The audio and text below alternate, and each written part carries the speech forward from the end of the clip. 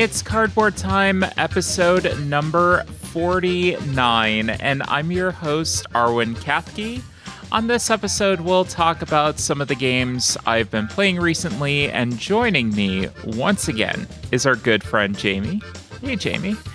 Hello, I am good friend Jamie. Yes, very good friend, Jamie. It makes me sound like a Pokemon or something. Yes, I choose you as my good friend.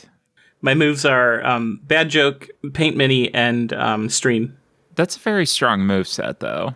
I think so, too. I will say. I like it. Thanks. So it has been a while since we got time to play a game together, but yesterday we got to play one that I was really excited about, and we're going to talk about on the end of this episode. Yeah, I think just that one game made up for so much lost time that, I feel less bad about how long it's been. Well, after 11 hours, it's we made up for lost time. We certainly did. One other thing is next episode is episode number 50 already. I am trying to put something special together for you. We're going to see if I can pull that off. I'm not quite sure yet. I'm still working out logistics, but I'm really hoping to make something special for that. I'm really looking forward to it. It's a big milestone for me, and I'm really very, very excited to share it with you in a couple of weeks. That's so exciting. I know. It's crazy to think about. It is time to check the shelf of shame. It is at 155. That's down by 3. 2 new acquisitions. We got Call to Adventure Epic Origins shipped and made its way to me. I have played the original quite a bit. I've taught it quite a bit as well. But this is a little bit new in the fact that more of the focus is on kind of a semi-cooperative game where you're fighting a villain off. So you build up your characters, you fight this villain off. And one of the cool things about Call to Adventure is a lot of the storytelling that goes into it. So you're building up this character, you're telling that character's story, and you're actually able now to go in and port that character over to 5th edition D&D. So after you create this character, yeah, I know, right? It's like such a cool concept. That's clever. You do all this work for this character and you build up this backstory, and then now you have them. It's already ready to go. No worries, prepackaged. Here's my backstory. I have the base game. I actually kickstarted it way back when. I grabbed the Name of the Wind expansion, too, because that's one of my favorite book series of all time. And then a few years later, they did the Stormlight Archive expansion, which is another one of my favorite books of all time. And I actually have been working pretty closely with a couple of the people at Brotherwise, and they sent me the Stormlight Archive minis early for their current Kickstarter to paint on stream. So I'm actually going to be doing that this week, I think. So it's really timely that you chose this game. Yeah, seriously. And then the other new acquisition is Hamsters vs. Hippos. Our good friend James Freeman was the designer of that. Very excited to play that. We met James at Gen Con. Very briefly, we had a lot going on, but excited to see more James and excited to get this one out to the table. I've played 5 games since we last talked. The first was Fall of the Mountain King, and then Little Flower Shop Dice Game. Steam Torpedo First Contact. I played a 2 full game set of Meeples and Monsters, finally. That one, I had played a couple of demos, one on Tabletop Simulator and then one basically in real life at PAX U of last year. It was the first game that I got to play with Roberto Lopez from Sheer Boredom, and that's actually where we met him. And then Twilight Imperium 4th Edition, which is the game that we're going to be talking about much later in the show. So lots of good content. Meeples and Monsters is also where we met the folks from Play the Game, too, right? Yes, it is. Formerly Kids Plane. Kids Planning. And then now it's Play the Game, so. Yeah. That was an awesome experience. It really was. It was a lot of fun, and I really, really enjoyed the game. I love bag building, so you can't really go wrong with bag building and meeple puns. It's Yeah. just kind of a match made in heaven. So let's get right into our reviews. And the first one that I wanted to talk about today was Gift of Tulips from 2022. Plays 2 to 6 players in 20 minutes, designed by Sarah Perry. The artists are Katie Grierson, Emily Hancock, and Maria Gabriela Patino, and published by Weird Giraffe Games. In Gift of Tulips, tulip enthusiasts explore Amsterdam's Tulip Festival to build colorful bouquets, give tulips to others, scoring points in the process, and manipulate the value of the market. The deck includes tulips of 4 different colors with values ranging from 2 to 4. On a turn, players draw a card and do one of 3 different things. Keep it in front of them, scoring points for it if it's currently ranked 3rd or 4th in the festival. Give the card to another player who places it face up in front of themselves, scoring the giving points based on the tulip's rank in the festival and the points on the tulip itself, or adding it face up to the festival, potentially shifting the rank of the tulip's value in the market, or adding it to the secret festival for a potential chance for it to be included later. They then do that with another card and their turn is over. Once the deck runs out, players shuffle the cards in the secret festival, then draw 5 at random, and add them face up to the festival, adjusting the ranking as needed.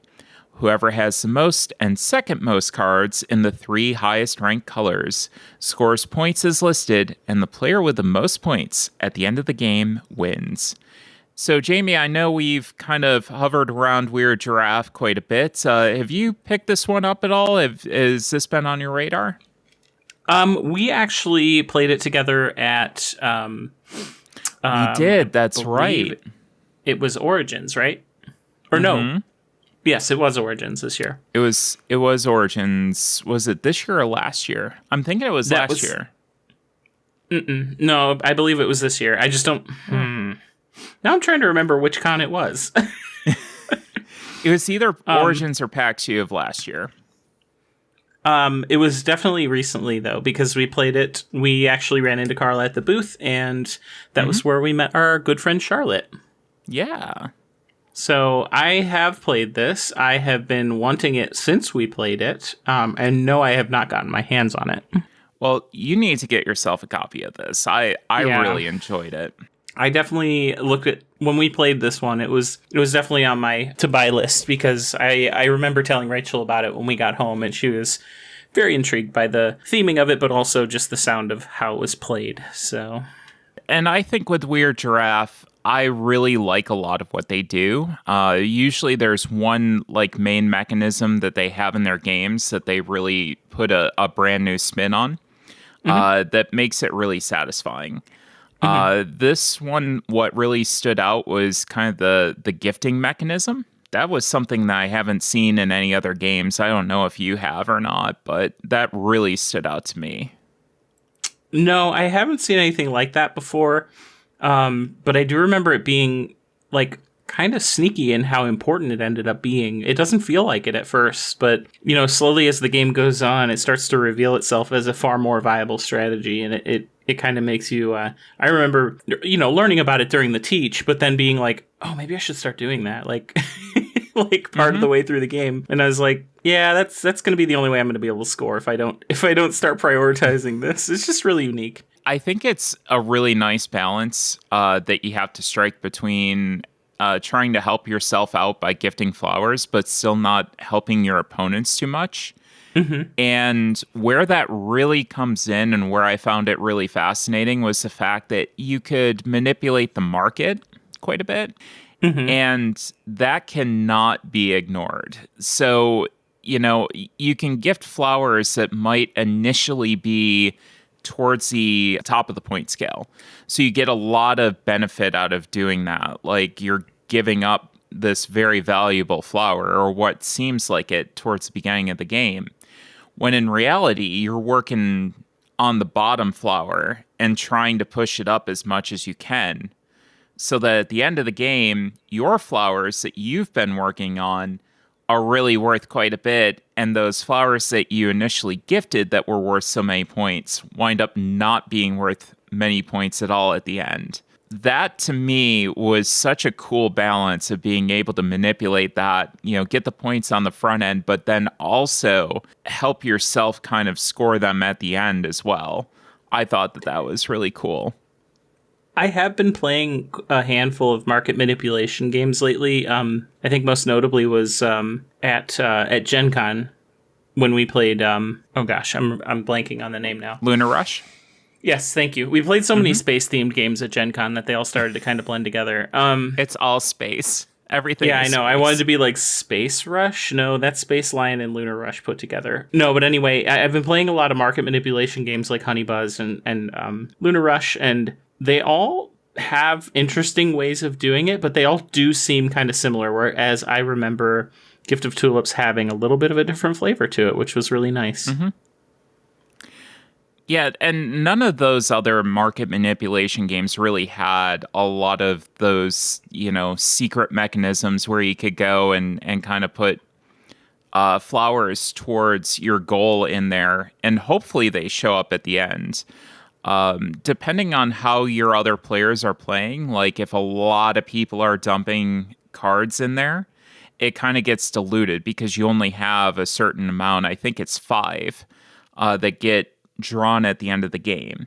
So if like a bunch of people are throwing stuff in there, it's kind of diluted a little bit. But if you're the only one that's throwing things in there and you notice that, you have a lot of power in swaying the market your way, and you can really gain a lot of benefit from doing that. I mean, and then on top of that, one of the other things that like really stuck with me was the art style on this, which is not very surprising coming from Weird Giraffe because they have a lot of really great and beautiful games.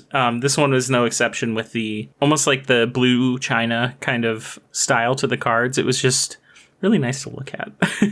Yeah, speaking of the art, that was the one main criticism that I did have. The art is gorgeous. I love it.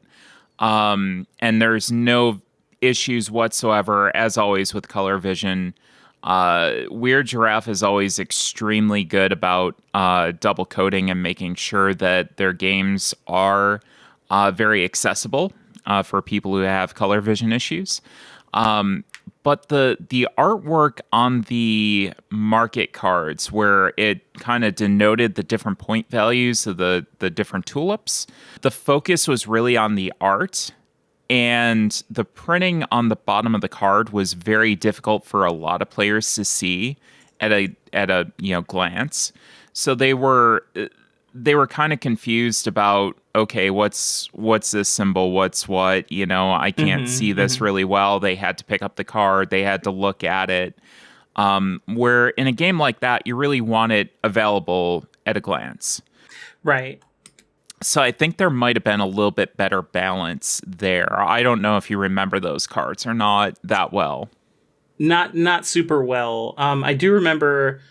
I remember there being a little bit of commentary about that at the time, but I do know that like symbology can be really make or break with a game that this size, I would say. I mean, really any game, but like a pocket game. I don't know, pocket's the right word, but like a smaller. Small box. Card-based game, small box game like this, you kind of do need to tighten that up just because it's, like there's so few components that you need to be pretty accurate with the ones you have, I think. And I think, again, the artwork was super pretty and I love the aesthetic of it. I just wish there had been a little bit better balance to that market card because, you really do want to be able to just look at it, boom, I know what's going on, and then move on, especially in a game this quick. One other thing I wanted to note is that there is a Tabletopia mod for those who are looking to check this out before buying it. And again, shout outs to publishers who put games on Tabletopia. I have a history that's very well known. I've made it very public that I refuse to use Tabletop Simulator because of the community there. And when I have the ability to use Tabletopia, it's really appreciated. And it sometimes that tabletop simulator mod that a publisher will put out and say, well, it's out there for you if you want to take a look at it. That's a big barrier to entry to me. That I really do appreciate the Tabletopia mod being out there. Yeah, and I mean, the thing with Tabletop Simulator too is it does have kind of a learning curve. So if you're not somebody who can kind of grok that whole thing, you're really missing out on that. And I think that's, I don't know, it's a consideration to take in any case, I believe. It's not necessarily, because as somebody who plays Steam games, it's not hard for me to pick up TTS and learn how to operate it and everything. But, people who don't play a lot of video games may have a harder time with it. So it's like kind of interesting that became the darling of the industry. Maybe it's not. I don't know. My inexperience may be talking there, but I feel like heavily it's kind of pushed as the de facto standard. And I know there's a couple others that are trying to push in a little bit, and I wish that they'd make a little bit more inroads into making sure that they got into the industry, because I do wish that there was a little bit better option for us out there. And then finally, teaching this game might be a little bit difficult for those looking to teach it to a newer player. I did find that very interesting for something that was relatively lighter weight, and it could have been just how I was teaching it wasn't connecting with my lighter players. Midweight players and beyond will pick this up very quickly. If you have a knowledge of area control already, if you have a knowledge of hidden information, this is going to be something that you pick up super quick, super easy to teach, and ready to go. Your lighter players are possibly going to be an issue. And I did have a couple of different play groups that did have some issues with learning it. So it could have been my teach, but just know that and kind of, make sure that you've got a good handle on where you want to go with your rules teach. So, Jamie, anything else you wanted to comment on this one other than you want a copy? Yeah, I was going to say I definitely want to get a copy. I need to play it again. It was a lot of fun when I did. And I feel like I felt like I was a little distracted when I did play it, so I would like to get another play under my belt to really give it its fair shake. Not that I disliked it in any way, as I've made pretty clear, but I'm eager to give it another shot. Yeah, absolutely. So from my final judgment, we did have a mixed reaction to this at the table. I did have some players that really did enjoy it quite a bit, including myself.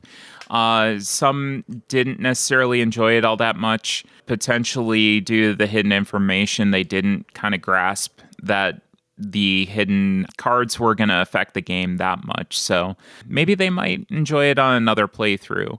I personally really enjoyed it. There's lots of nice decisions on how to manage the cards that you're going to get, either helping yourself out with points or manipulating the market at the end, with a little bit of friendship mixed in. It's small and portable, perfect for an opener, cleanser, or a quick game on the go. This one's staying in my collection for quite a long time, I'm pretty sure. So that was Gift of Tulips. And Jamie, did you have a game that you played recently that you want to talk about? I have been doing a weekly game night with my friends and my dad and basically anybody who will come. So we've been playing a lot of new games lately. Not necessarily new games, but new to me. And I've also been working through my Shelf of Shame that I have started to to develop thanks to you. No, I'm just kidding. Sorry. No, it's okay. It's okay. I've been kind of cursed with that. I don't know if anyone else feels this or if you feel this. I've been kind of cursed lately with the I bring a whole bag of games and we play literally everything but the games that I brought. And that's been driving me a little crazy. And it's fine. I mean, whatever. Sometimes it's I think the big thing is the same thing you run into with any play group, which is like sometimes people don't want to play medium weight. Sometimes people are in mood for a handful of lightweights during a night or something like that. Usually, like if I had my way, every week would be a lightweight and then a medium weight. But, with a teach, sometimes that makes things a little lengthy. So, all that said, we played a couple games this week, and one of which I will gladly expand upon.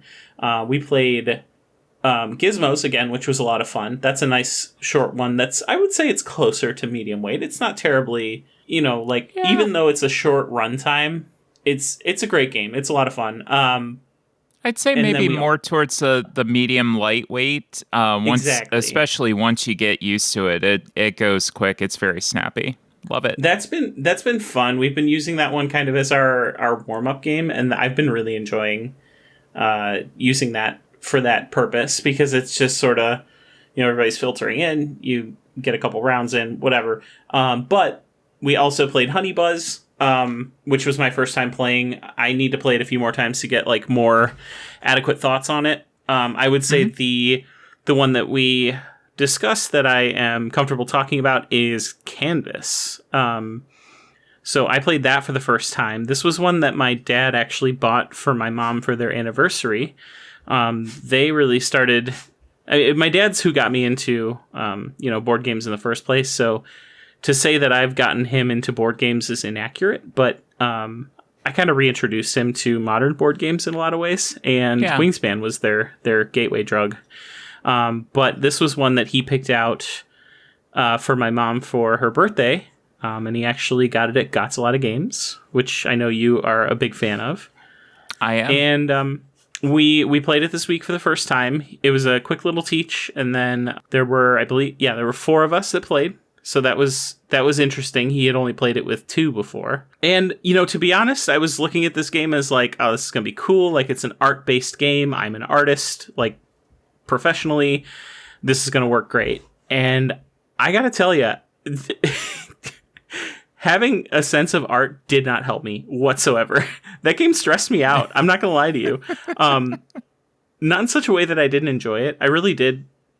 I did like it, but I definitely did not feel like, and this wasn't, I don't want this to sound like it was a shortcoming of the game, but I felt like I had a really hard time grasping the duality between, filling your color slots and the symbols. So just as a brief overview for anyone not familiar with Canvas, you are essentially, you have 3 of these blank canvases on which you're assembling a masterpiece, of course, based on 3 clear cards that have about, I would say, 1 feature on them, and some words, that kind of creatively make up the title. And basically, you are trying to gather those cards to finalize a painting. Once you have 3 of them, you stack them on top of each other in any order that you wish, and you make your masterpiece. And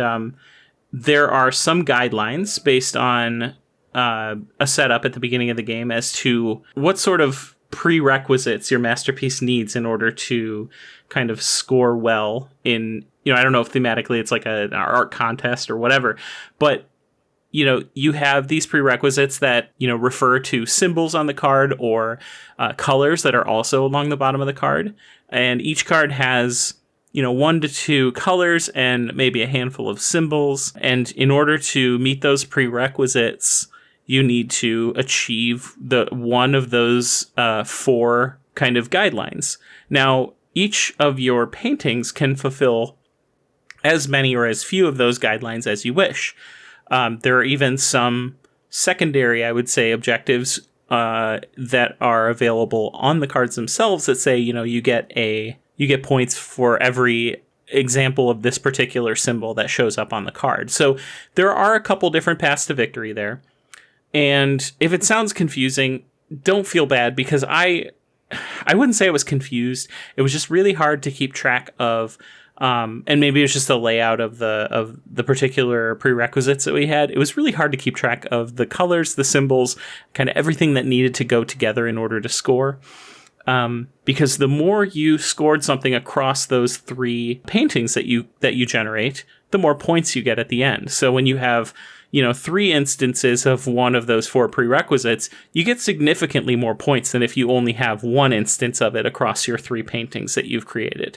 So it's deceptively simple.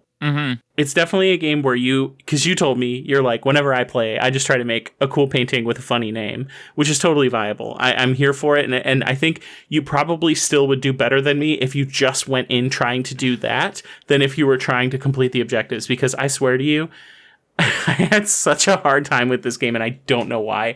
I think first place tripled my score, and I was at least 10 to 20 points below the next highest person. I did remarkably bad in this game. And I won't say that colored my opinion of it. I had a great time. I'm excited to try it again now that I have a better understanding of it. But man, I was just like, I maybe it was hubris. But I was like, well, yeah, I understand art. I'll get this game just fine. Yeah, no, I didn't at all. So you're not the first person that I've heard that from. Really? You know, I've played this one with our good friend Matt. So more in the good friend series, good friend Matt. But we had played this a little while ago, and he's very AP prone to begin with. Mm-hmm. You know, and he'll admit that. I've got a touch of it myself. And I think if you play it strictly for the points, I think that you can wind up being really, really kind of stuck. And I think one of the big things, you did touch on all the different scoring conditions, the 3 different scoring conditions, and it's deceptively simple. But I think the thing that really trips people up in the game is how you layer those cards together, because you have so many different combinations of things that you're covering up and things that you may wind up getting the symbol that you finally want, but you may cover up another scoring condition on your card. Yes. So I think that layering really does add another level of complexity to what you're doing, if that makes sense. Absolutely. And I would also add that the player count, now again, I haven't experienced it at any other player count, but my dad has really only played it at 2. And I can see how, and validate his explanation of it being a completely different game at 2. It is. Because I cannot tell you how many times I had my eyes on a card that I wanted to make it work, and it was gone by the time it got back to me, and my whole strategy would have to change, and I would not be ready for my turn. Because it's like things change so much in the board state that it's really, really hard to plan ahead. So you almost need to. I think that's what I struggled with, is like the language of the game was very hard to translate for whatever reason for me. Getting to a point where I felt like I really grasped the translation of that language into a strategy was where I tripped up. Yeah, and I think it's almost to the point to talk about that. I think you kind of have to wait until maybe the turn before you to even look at the board state, because it's going to be different by the time that gets to you. Yeah, and it can be kind of frustrating. I'm not going to lie, because you're like, you feel like you have it figured out, and then you totally don't. And turn over turn, you're just sitting there going like, man, it happened again. It's hard not to take it personally sometimes. And, when it's like, no, they just needed that exact same card, and there's nothing. It's kind of, I kind of likened it to Brew. Brew at 2 players is so much more personal, than Brew at any other size. So I was like, I get it. It's fun, and I'm excited to try it again just because of how different it was from any other game that I've played. Just kind of the abstract nature of it was really fun to me. And it was a nice night of different games for me. But again, it was that silly phenomenon where you bring games and you don't play any of the ones you brought. So that said, they were all new to me except for Gizmos. So it was all in all very successful game week.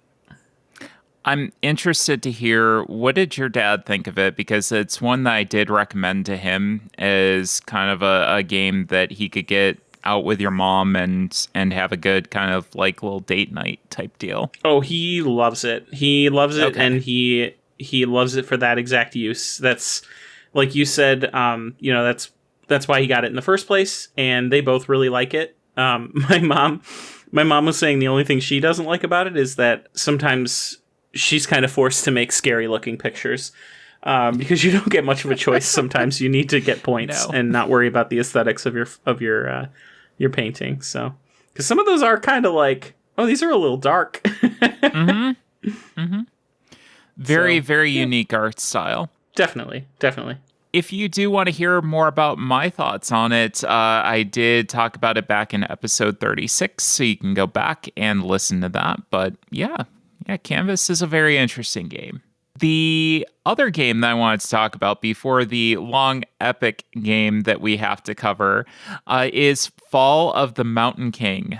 This one was from 2022 as well. 1 to 5 players, 60 to 90 minutes, designed by Adam E. Dalton. The artists were Fahid Al-Raji and Javier Cuenca, published by Burnt Island Games. Fall of the Mountain King is a standalone prequel to In the Hall of the Mountain King, set during the catastrophic war that drove the trolls from their mountain kingdom generations ago.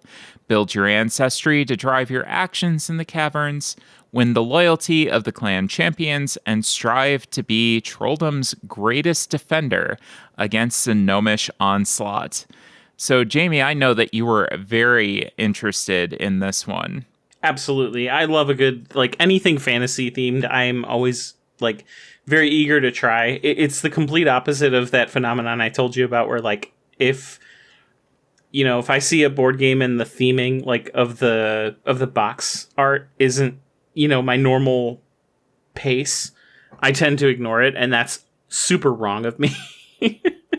I can't tell you how many games Yeah, right. And I can't tell you how many games you've showed me that I'm like, I literally would have walked by this every single day and never looked twice at it, and now I love it. So it's very interesting. I love a good dry Euro, and there's a lot of boxes I have to basically force myself past, and I have to say, okay, I'm going to see what's inside of this, and hopefully it's good, but the box doesn't make me real comfortable.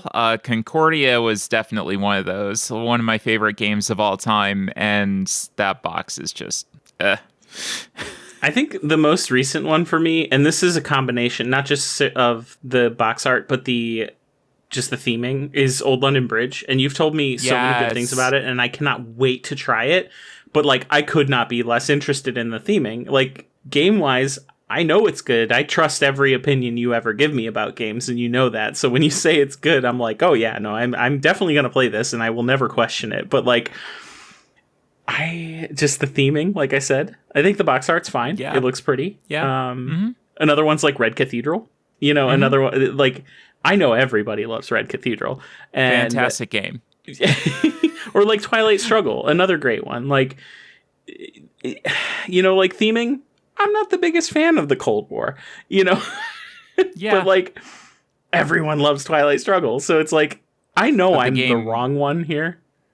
The game behind it is what matters, which shows you that you can't necessarily look at the outside of a box and determine what the inside of it is. It's almost like there's a saying, I think it has something to do with books, and judging. Whatever. Games aren't books, so that's my best defense, I guess. There you go. It's Arwen and Jamie's inspirational thoughts for the day. Our totally original quote, which is, you can't judge a game by its box art. No one's ever said it before in any referential, arena. So if you do say it, if you do quote it, you do have to attribute it to us. That's right. And yeah, perfect. So I need to try to explain this as best I can. The mechanisms of this game are what I think really, really shine here. The bulk of this game is area control, with a few other opportunities for points here and there. So most of the time, you're going to try to be either gaining influence with these different clans by taking control of caverns that they own, and then gaining the support of their champions that are associated with them. Which will also give you a specific power, which is pretty cool. The other thing is that each cluster of caverns has this like little central point scoring opportunity, the area control there can score you points. So you're doing all this and you're amassing your troll influence while these gnomes basically invade the caverns and are wiping out your forces, which just kind of turns the area control genre on its head a little bit, where normally you're just amassing forces and it's like, where can I place these strategically so that they go in the right place? And hey, I can sneak another one in here and there. This just kind of adds another dimension where you have a bunch of invading forces that are wiping out your reinforcements, which is great. I found that really, really cool. It sounds refreshing because in a lot of ways, area control can come down to kind of more of a king of the hill situation. And if there's a built-in mechanic that sort of helps prevent that, it seems like it would be a more friendly play experience. And what else is interesting is when you have these different kind of invasions, your first troll to die actually gets more points. So you actually kind of want them to die.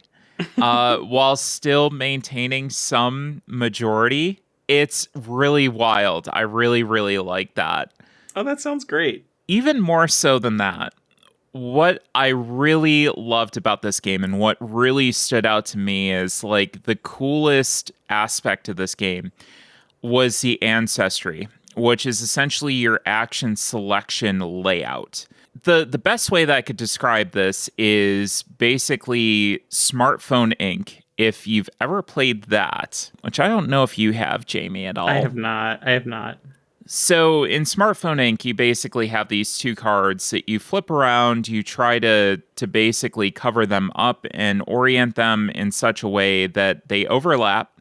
And then you get the actions that are on them. This, you start off with a 3x2 card, and then you draft multiple 2x2 cards, and you have to cover up at least one symbol on your existing grid. You look at it, and it's like, okay, I could cover up one symbol, that's fine. Here's the catch. You're constrained to a 6x6 outer dimension. So at some point, you hit that outer boundary limit where you can't expand anymore.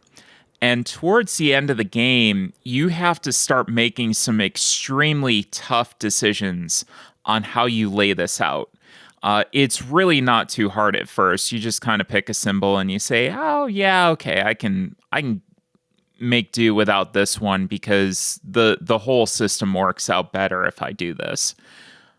But towards the end, it just gets really, really frustrating, and you have to make some very difficult choices. And I say this in a very good way, because I found the puzzle very satisfying, but very tough, which I think a lot of very good puzzles are. You want them to be tough. You want to make those tough decisions because your opponents have to make them too. You then use this layout. So you have this grid in front of you of all these different action symbols. And there's really 4 main action symbols. And then there's a wild card, which is basically, you can use that for anything.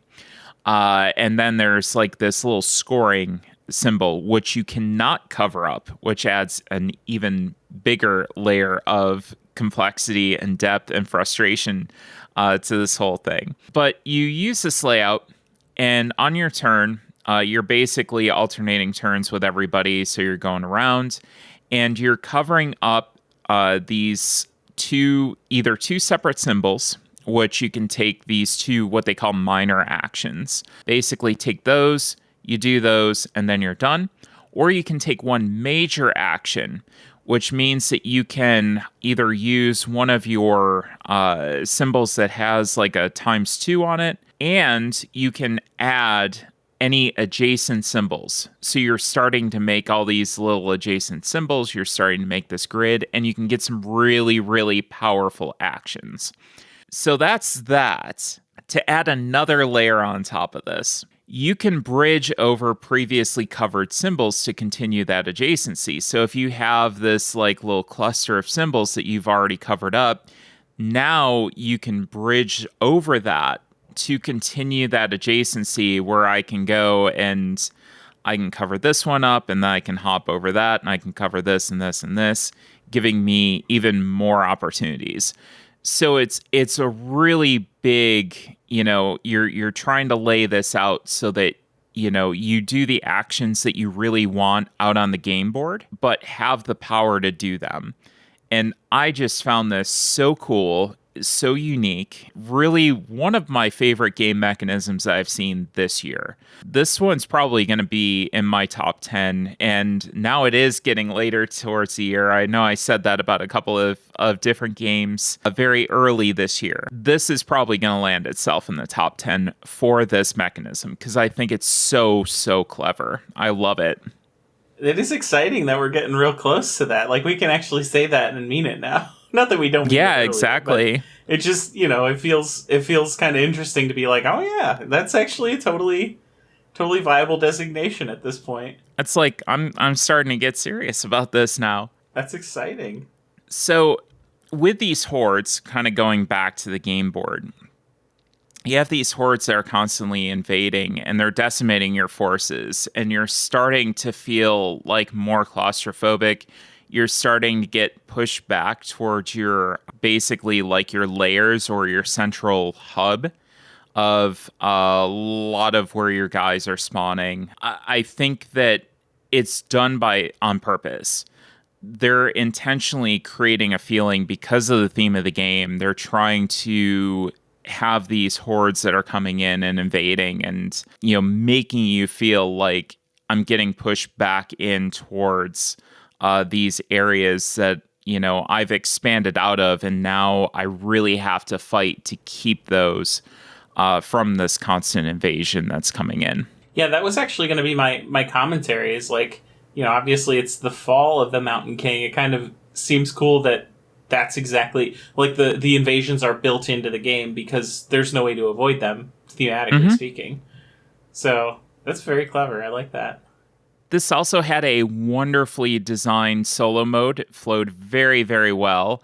A little bit of a rules overhead, as much as this game does as well. There is a definite rules burden on this. It is a little bit heavy to kind of grasp at first. But once you do, it's another game that once you get the rules, it does flow very well. You get around underneath you, and you kind of you get the gist of what's going on. Same here with the solo mode. Just flows very well. You do get a general sense of the game, but it is a definitely different sense than what you have in the multiplayer game. There's even more of that claustrophobic feeling. There's even more of an overrun feeling because it's literally just you against these gnome invaders.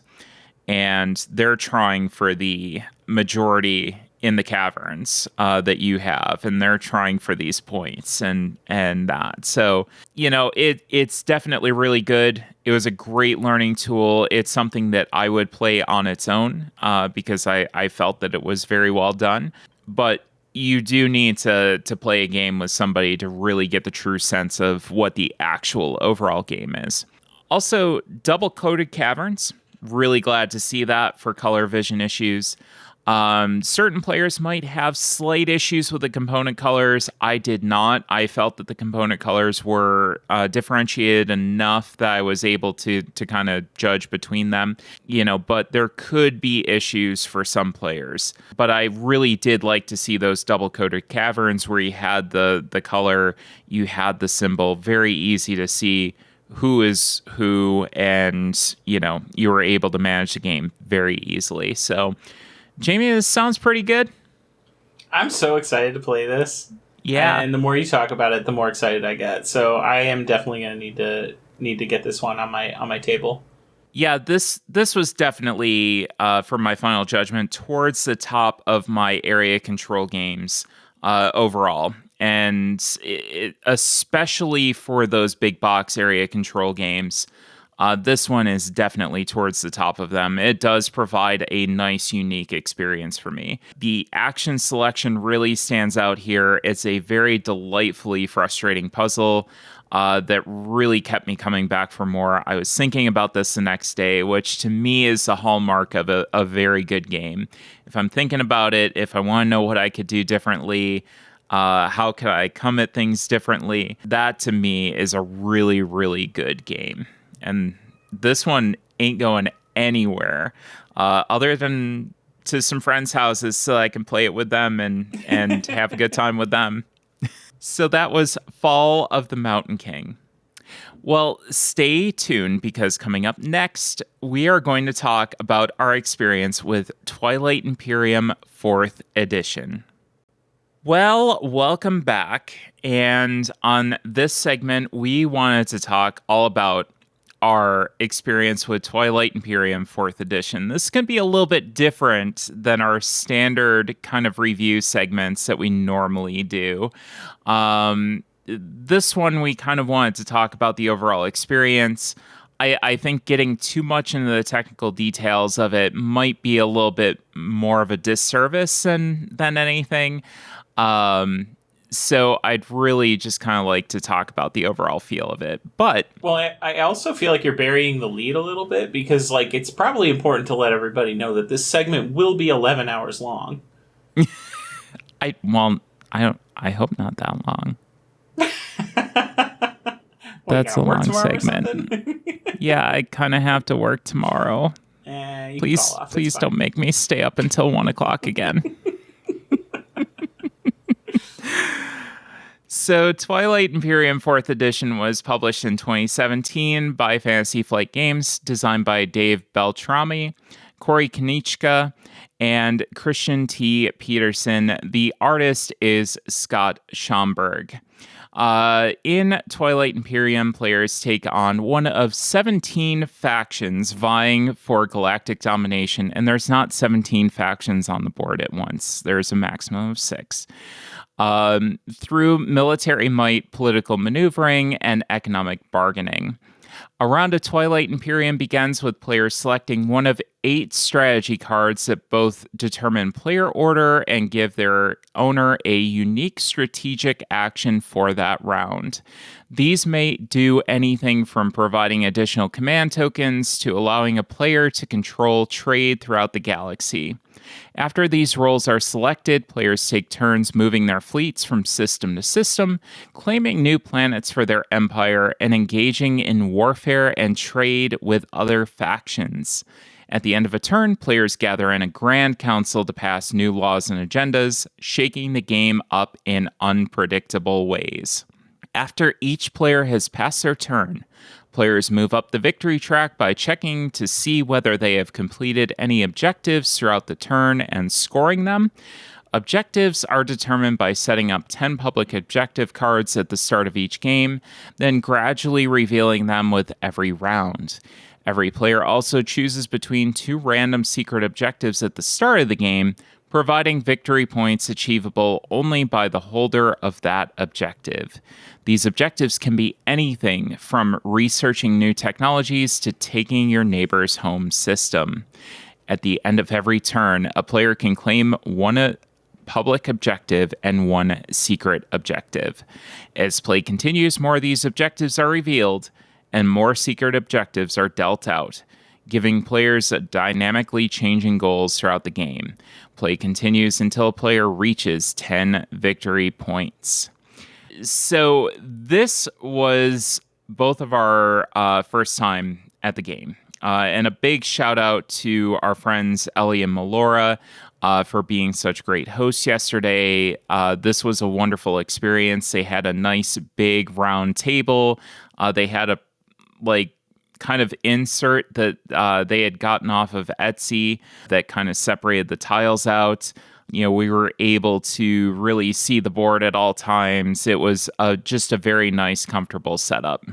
Oh yeah, this is probably the best possible way to have played this game, and for it to be our first time and to get that experience was pretty awesome.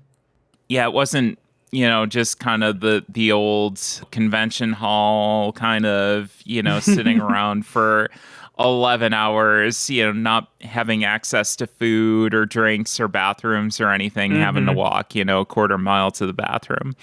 Not that we've ever had to do that before. So No, definitely not. So Jamie, let's start off with how the day started. What were your first impressions kind of walking in, seeing the board, seeing everything kind of laid out? Like what did you expect the game to be? And maybe how did that experience differ for you from what you had expected? So I purposefully went in with a very limited external influence. So I watched a video to make sure that I at least, kind of grasped the basic concepts so that I wasn't walking to the table completely like unaware of how to play this game. I feel like that would be a disservice to not only the game, but the people you're playing with. Generally speaking, I think that's just good etiquette. So I watched a 35-minute video on how to play and retained about like 10% of it. And I am saying that in jest, but like truly I didn't get a whole lot. Luckily our hosts provided us with a little cheat sheet on, the strategic cards and things like that. But, walking up to the table for the first time and seeing everything laid out was like almost exactly what I expected, which sounds a little overwhelming. But like, I've been looking forward to this for a while, and so seeing it kind of meeting the expectations that I had set out was really heartening for me. I was like, okay, I know exactly what I'm getting into, and I was right to be as excited as I was, because this is going to be a wonderful like long day of gaming with people who like to game. It's a very like, not to be gatekeepy, but like it's truly something you kind of need to commit to, even more so than like an RPG or something like that, because TTRPG obviously happens over multiple sessions, but this one is more like one big session. I've found very few gaming situations in which you are sitting there for like legitimately 10 plus hours to play the game in its full capacity. It's no joke. And like I said, I'm glad that it met those expectations, because I felt like I got exactly what I thought I was in for. Yeah, I think I had a very similar experience, although I kind of had envisioned it more as giant space risk, which I was warned twice. This is not giant space risk. I definitely envisioned more combat heavy. I envisioned that it was, going to be this long slog, that we are going to get into a ton of battles. And that's not really the case with this. I mean, I would assume with certain factions, you might be able to play the game that way, but I think you'd be doing yourself almost a disservice. I think you'd be going through too many units to actually be able to be successful doing that. I think the one thing that really stood out to me is that you don't get points for going and winning combat unless you have a objective that says that you get points for winning combat. So really the only way that you're making progress and really truly getting points is by satisfying those objectives and making sure that you've met one of those conditions. So that was very interesting. It was very much different from what my initial expectation was. I'd say this was maybe a little bit more combat heavy than a game like Scythe is, where that is very much Cold War. You might see one or two combats in a session, but it's not that far off. I would say it's much closer to that than like a game of Risk, where you're constantly involved in combat and you're constantly trying to invade territories. It's really, I need to get in here. What can I do to slide in here for a round and then kind of slide back out? Let's work together. Let's make sure that we have our, mutual interests in mind. That was admittedly my favorite part of it. I really like political games. And so I was really looking forward to, the nature of Twilight Imperium, or so I heard, because I was also told the same thing, is that it's not space risk. Like, really, you should be trying to avoid combat if you can. It's all about trying to do anything but combat, which sounds boring, but I assure you it's very much not boring. It's not. Because that negotiation, it gets so tense. And, like, alliances, they're forged and eliminated within turns. And it's like, people that you were working so well with, all of a sudden, you don't have a choice. Like, it's really intense, and it's cool, because it's like, it really feels like there's stakes to the situation. You've been trying really hard to work with this person, and then all of a sudden there's just some completely like untenable boundary that you have to now breach with them, and it's like, what do you do but fight? And it's like, I played the Emirates of Hakan. Thematically, they're a trading race. They're all about just getting things from one place to another. They're all about trading. I can trade with anyone on the board. I won't get too much into detail, but basically, normally you can only trade if you're adjacent to someone on the board. I can trade with anyone. So, I was processing trades. I went into it with the understanding of, like, trying to maintain peace, essentially, between myself and everyone else, at least until I couldn't. Because I was going to be facilitating trades. And I joked and said it was kind of like being the raccoon in Root. And it sort of was, except my objectives were not trade-based, which is kind of unfortunate. But there's another phase of the game outside of the normal strategy phase in which you're moving around and kind of wheeling and dealing and taking over planets and trying to get more resources and things like that. There's a phase known as the agenda phase, in which you will be voting for laws and edicts and things like that will affect the game state. And just as a brief example, one of the laws that we encountered was the making somebody the Minister of Peace. And so I was elected Minister of Peace early on. It gave me the opportunity to just kind of say, nope, this battle's not happening. If there's a battle brewing, I can call it off at any time, once per game. I really like that. It felt like it fit the style of play that I was going for. So, I think the diversity of options with those action cards, agenda cards, etc., it's there to sort of fulfill any sort of like fun, like light RPing you might want to do, like I did. But also it gives you really interesting and unique opportunities for strategy that may not be immediately apparent, because that card became extremely, extremely integral to the end of the game. Because otherwise it just sat on my board and I never had a chance to use it. I sort of was looking at it as a get out of jail free card if somebody wanted to kind of aggress me all of a sudden, kind of, turn cloak on me. But that never happened. Now, unfortunately, my strategy was not super sound because I was having trouble scoring, but I had fun. So, and that was kind of stemming from a concept that I'll try to explain, as well as I can briefly, which I usually fail at. There is a planet at the center of the board called Mechatol Rex. It is always at the center of the galaxy, and the first player to move into it gets a point.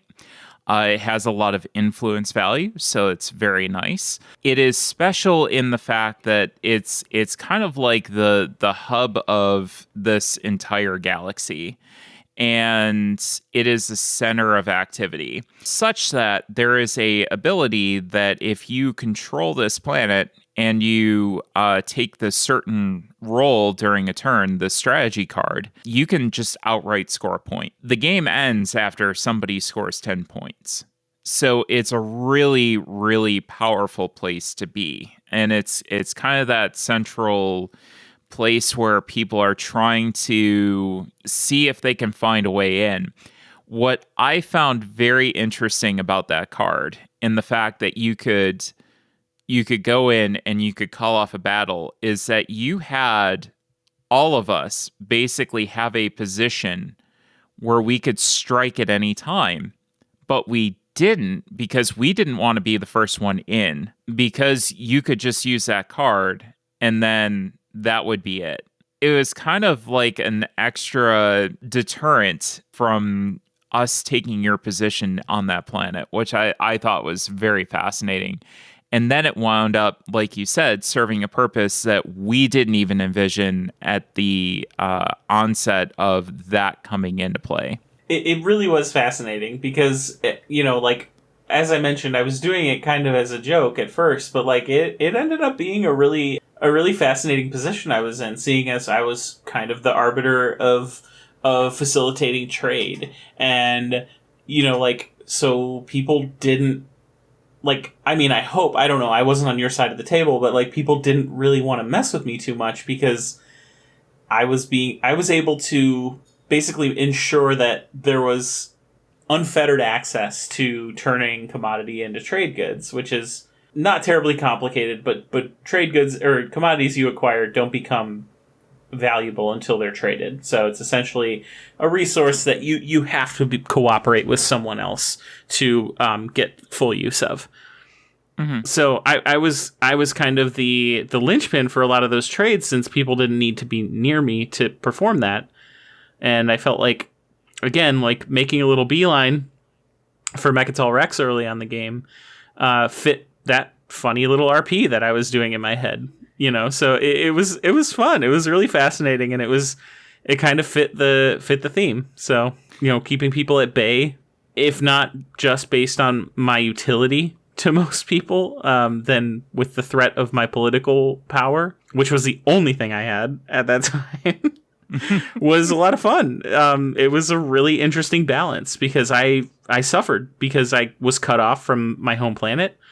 I couldn't, backfill resources or troops or anything like that when I got to Mechatol, but I did have a decent bit of political sway that made me a little bit more formidable every time that agenda phase came around. I traded military might for political power.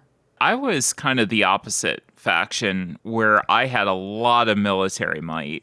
I had a lot of ships. I was able to expand very quickly towards the beginning of the game. I had a lot of very early resource gathering.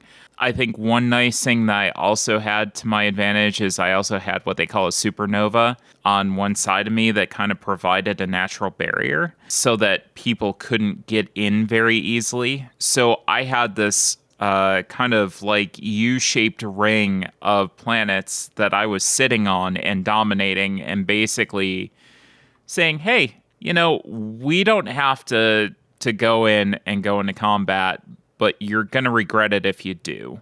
And that's the kind of walk softly and carry a big stick strategy that I had in my mind going in. I'm like, I don't really want to fight with people if this isn't going to be space risk. Although with my faction, it would seem like you should go in and fight, and you should go in and take stuff over because you've got so many ships. And I think that this actually worked really well because I had very, very few battles, but I was able to have a lot of resources.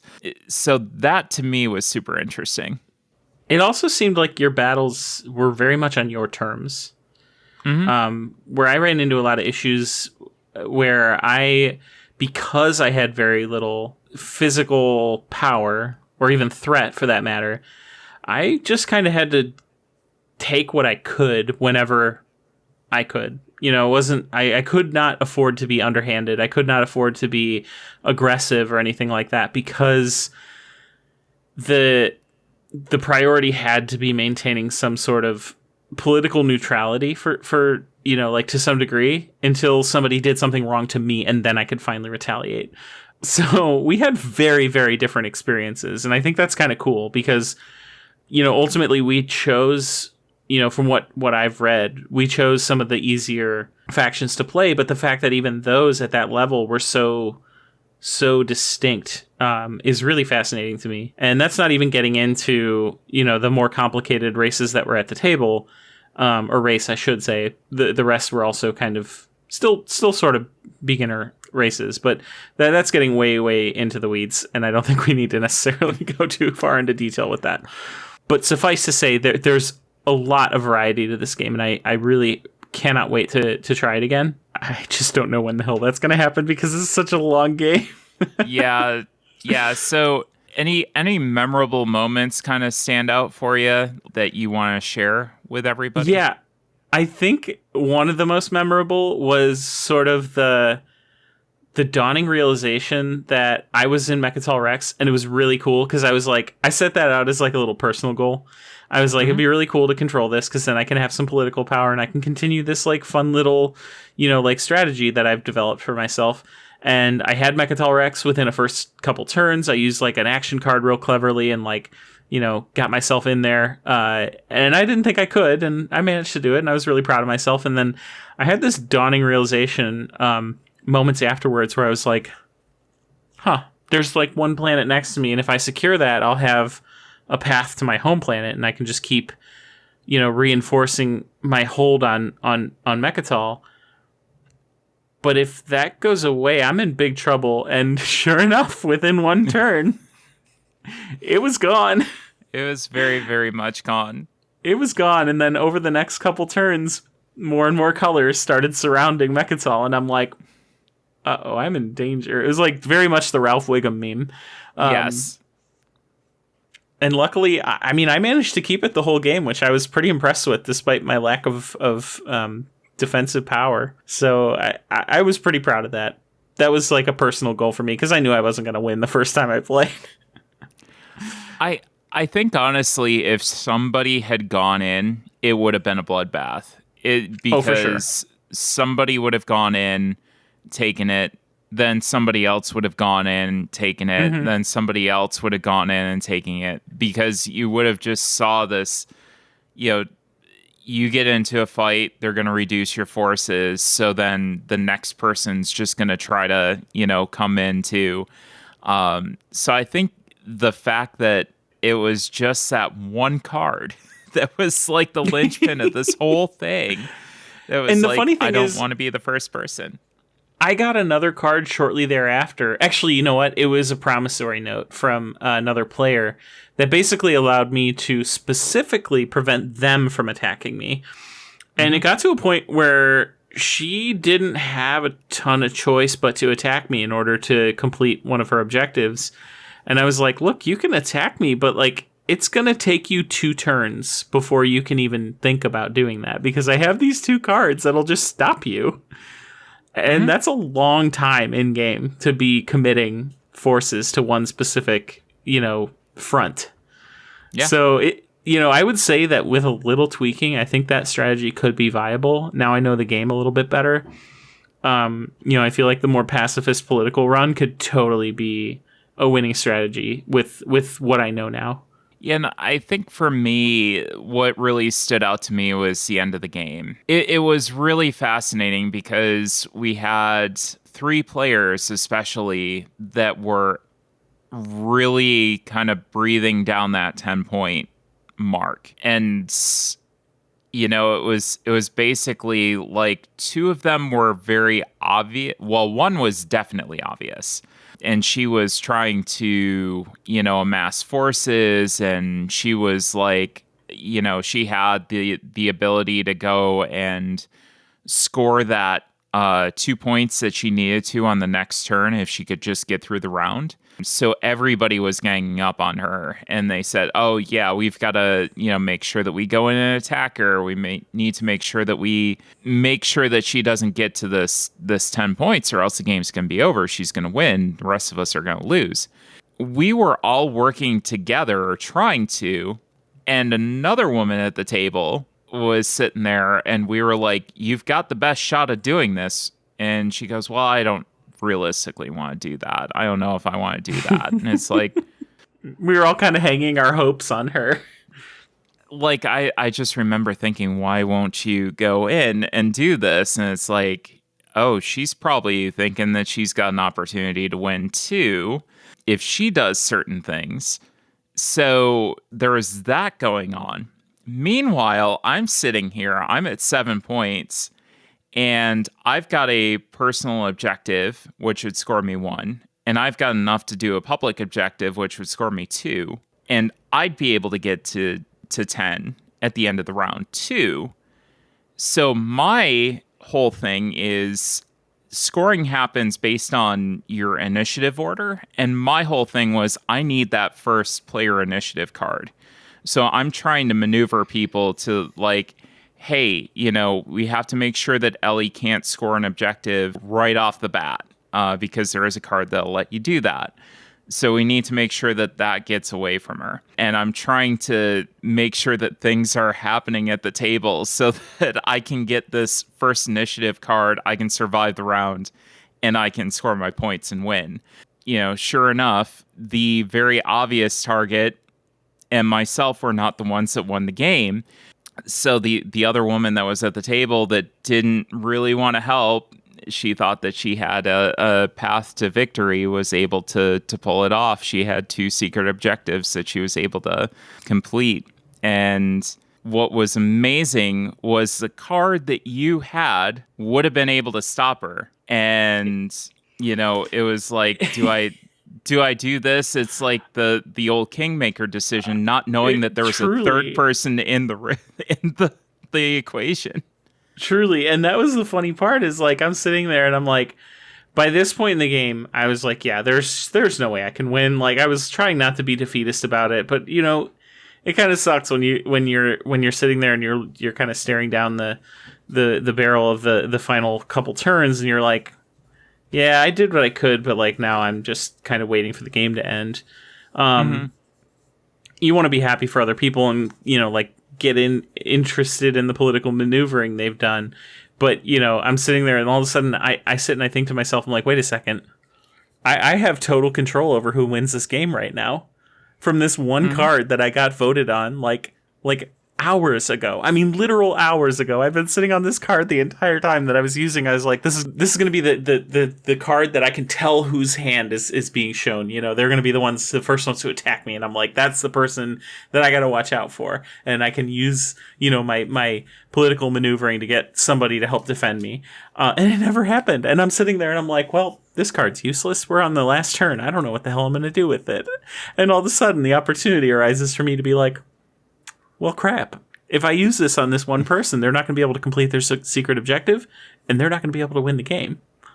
So I very quickly went from like 4 points. Everybody's close to 10. I had nothing. I was like screwed at the last couple turns, to being like, oh yeah, it's funny how this all worked out. Unfortunately, I couldn't use it to my advantage. I couldn't somehow leverage that into a win, but it was still a very funny position for me after my internal role playing that I was doing. So I guess kind of wrap this up, a couple of questions for you. Was 11 hours worth it? Absolutely. Yeah, I would say Absolutely. The exact same thing. I think from my standpoint, not only was the game worth it, but 11 hours of hanging out with friends new and old was worth it.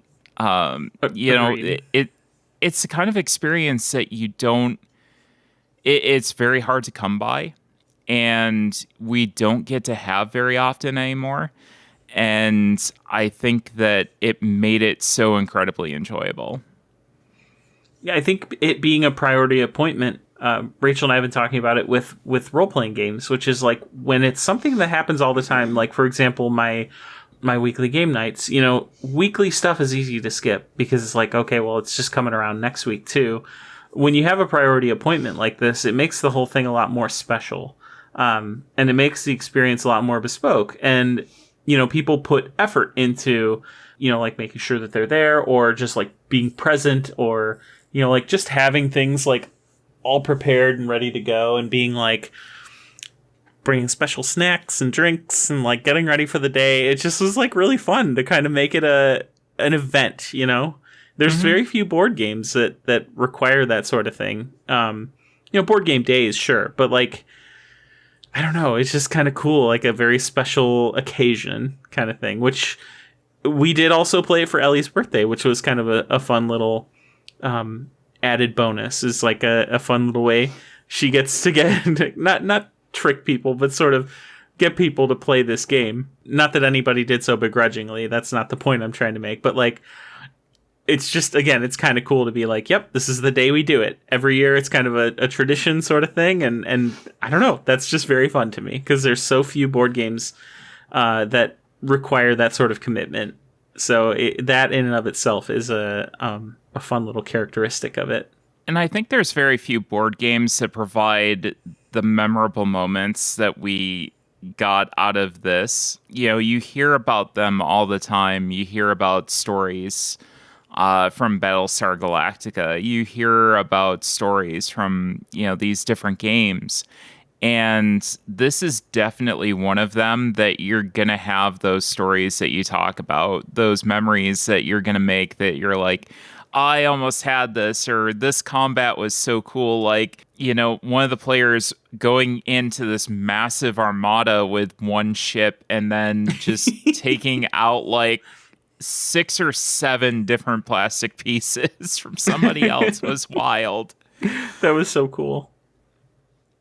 So I think those are few and far between to come by, and this is definitely one of those games that provides those. I think for me too, you know, I come from a wargaming background, so playing for, you know, upwards of 4 hours is not something new to me. But those kind of stories, those exciting moments are something that I'm very much used to, but like I have not been able to play any war games for quite a while now. And so it was really special to be able to kind of have something that was a very healthy and nice crossover between what I'm used to and my new, more prevalent hobby, which is board gaming. So it was cool. It was a nice little treat for me after a while of not being able to play any war games. So my kind of last question, do you need to own it? No. And that is so rare for me. That is so rare for me. I mean, you were literally just before this, we were talking about a game on Twitter with someone, and I was like, wonder if I should get that. Like, I see a game, I see the art, I see the components, and I'm like, yeah, I probably need that. Even more so when I play a game and I really like it, I'm like, yeah, I'm definitely going to need a copy of that. Nope, do not want this one. I mean, the only situation in which I would think I might want to own this is if I were painting the minis. You know, like if I were to take all those teeny tiny little ships and paint them all, which would be crazy, but also really cool. I feel like having a fully painted Twilight Imperium would be really special. So I was just thinking about that while we were playing. You know, all the ships, they're the same. There's nothing super distinct about them, but nonetheless, you could add your own little twist on it, whatever. But that would be the only situation which I think I would need to own it. Yeah, I got into the hobby and eventually had purchased a copy of 1st edition, 3rd edition, and 4th edition of this game without having played any of them. I got rid of 1st edition already, and I wanted to see, after playing this game, would I be able to get rid of 3rd edition? And I think absolutely. No question about it. I can get rid of 3rd edition, no problem. I think this is the kind of game that one person in your friend group that you know, hey, you know, we might play this once a year, twice a year if we're very, very lucky and we really want to dedicate that amount of time. I'm holding on to my copy of 4th edition just because, you know, there are some people that I'd like to share this with. I already have it. If I hadn't purchased it at the time, I probably wouldn't have picked it up because I already know somebody with it. That said, we were talking about the expansion yesterday. I don't see the need to expand it right away either because you have those 17 different factions and they all are asymmetric. They all interact with each other differently. So you're going to have a completely different game based on the factions that are in there. You're going to play differently. Your, you know, layout is going to change, and your planets and your systems, they're all going to be shaken up. And I think there's a lot of replay value in this game without having the expansion content. If I may, I think a far better use of resources would be purchasing that grid. I would agree. Of an expansion. Yeah. I think really a quality of life improvement like that, where you have this plastic piece that separates everything out, I think that would be much more worth it than buying more factions and everything for that game. I would 100% agree with that. Well, and you did bring up something that is making me rethink my hard line of no, I don't need this. And you said that everyone in a gaming group or like one person needs it. I'm the person at this point in my local gaming group that like has the games for the most part. And now I'm realizing like if I ever want to play this outside of that scenario, I'm going to be the one who needs it. Mm-hmm. So maybe someday, but it's going to have to be a really good deal because I don't see this getting to the table like very often for me. I think for you, it'd probably be like either a really good deal that it comes up on sale, you know, really, really cheap, or you have a group that's like jonesing to play it. You've got it established, and the only thing preventing you from playing it is actually having a copy of the game. That's when you pick it up. Borrow it or something. Yeah, exactly. And I think that's an option too. You're going to be hard pressed to basically find the weekend that somebody else is playing with their version of it, as long as they're willing to loan it out. I think it's going to be fine. And I do have one question for you. Mm-hmm. Have you played the Roll and Write yet? No, Okay. I have not played Twilight Inscription yet. Do you know enough about it to speak on whether there are characteristics of the Roll and Write that like are better understood having played the main game? Or is it really just its own thing?